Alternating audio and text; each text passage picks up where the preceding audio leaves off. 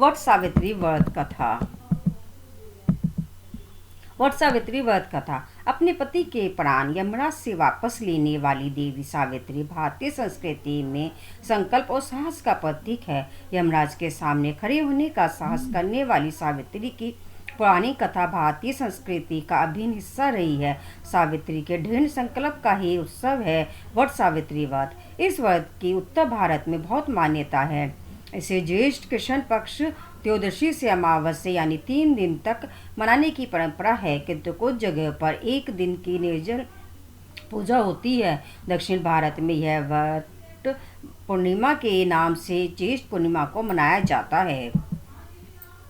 बद्र देश के एक राजा थे जिनका नाम अश्वपति था। बद्र देश के राजा अश्वपति के कोई संतान ना थी। उन्होंने संतान की प्राप्ति के लिए मंत्रोच्चारण के साथ प्रतिदिन 1 लाख आहुतियां दी। 18 वर्षों तक यह कर्म जारी रहा। इसके बाद सावित्री देवी ने प्रकट होकर वह दिया कि राजन, तुझे एक तेजस्वी कन्या पैदा होगी। सावित्री देवी की कृपा से जन्म लेने के कारण से कन्या का नाम सावित्री रखा गया। कन्या बड़ी होकर बेहद रूपवान हुई। योग्य वर न मिलने की वजह से सावित्री के पिता दुखी थे। उन्होंने कन्या को स्वयं वर तलाशने भेजा। सावित्री तपोवन में भटकने लगी। वहां सालु देश के राजा दुमितसेन रहते थे। क्योंकि उनका राज्य किसी ने छीन लिया था, उनके पुत्र सत्यवान को देखकर सावित्री ने पति के रूप में उनका वरण किया। ऋषिराज नारद को जब यह बात पता चली तो वह राजा अश्वपति के पास पहुंची और कहा कि हे राजन, यह कन्या कर रही है आप सत्यवान गुणवान है, धर्मात्मा है और बलवान भी है, पर उसकी आयु बहुत छोटी है, वह अल्पायु है। 1 वर्ष के बाद ही उसकी मृत्यु हो जाएगी। ऋषिराज नारद की बात सुनकर राजा अश्वपति घोर चिंता में डूब गए। सावित्री ने उनसे कारण पूछा तो राजा ने कहा, पुत्री, तुमने जिस राजकुमार को अपने वर के रूप में चुना है वे अल्पायु है। तुम्हें किसी और को अपना जीवन साथी बनाना चाहिए। इस पर सावित्री ने कहा कि पिताजी, आर्य कन्या अपने पति का एक बार ही वरण करती है, राजा एक बार ही आज्ञा देता है और पंडित एक बार ही प्रतिज्ञा करते हैं और कन्यादान भी एक बार ही किया जाता है।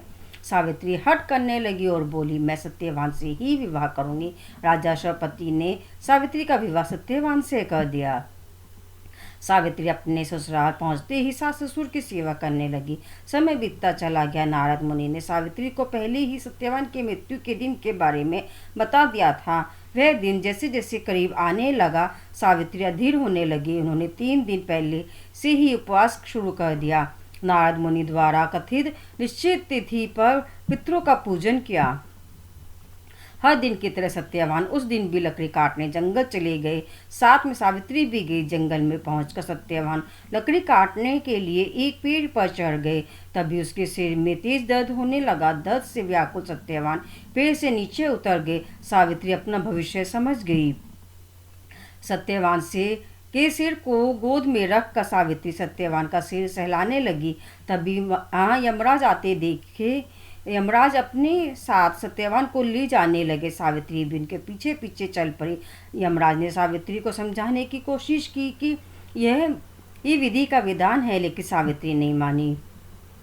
सावित्री की निष्ठा और पतिपरायणता को देखकर यमराज ने सावित्री से कहा कि हे देवी, तुम धन्य हो, तुम मुझसे कोई भी वरदान मांगो।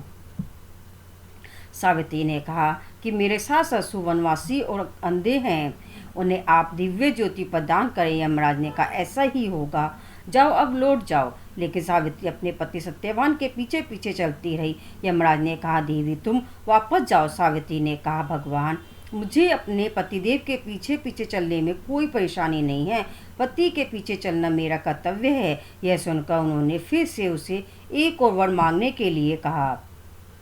सावित्री बोली, हमारे सास ससुर का राज्य छिन गया है, उसे पुनः वापस दिला दे। यमराज ने सावित्री को यह वरदान भी दे दिया और कहा, अब तुम लौट जाओ। लेकिन सावित्री पीछे पीछे चलती रही। यमराज ने सावित्री को तीसरा वरदान मांगने को कहा।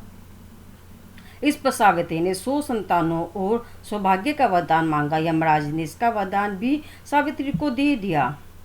सावित्री ने यमराज से कहा कि प्रभु, मैं एक पतिव्रता पत्नी हूँ और आपने मुझे पुत्रवती होने का आशीर्वाद दिया है। यह सुनकर यमराज को सत्यवान के प्राण छोड़ने पड़े। यमराज अंतर्ध्यान हो गए और सावित्री उसी वट वृक्ष के पास आ गई जहाँ उसके पति का मृत शरीर पड़ा था। सत्यवान जीवंत हो गया और दोनों खुशी खुशी अपने राज्य की ओर चल दिए। पर दोनों जब घर पहुंचे तो देखा कि माता पिता की दिव्य ज्योति प्राप्त हो गई है। इस प्रकार सावित्री सत्यवान चिरकाल तक राज्य सुख भोगते रहे।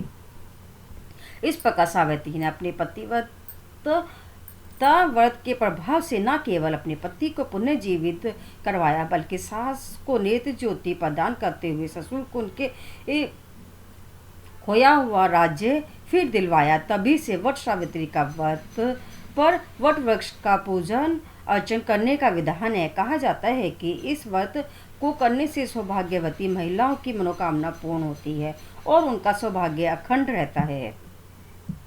ये थी वट सावित्री व्रत कथा।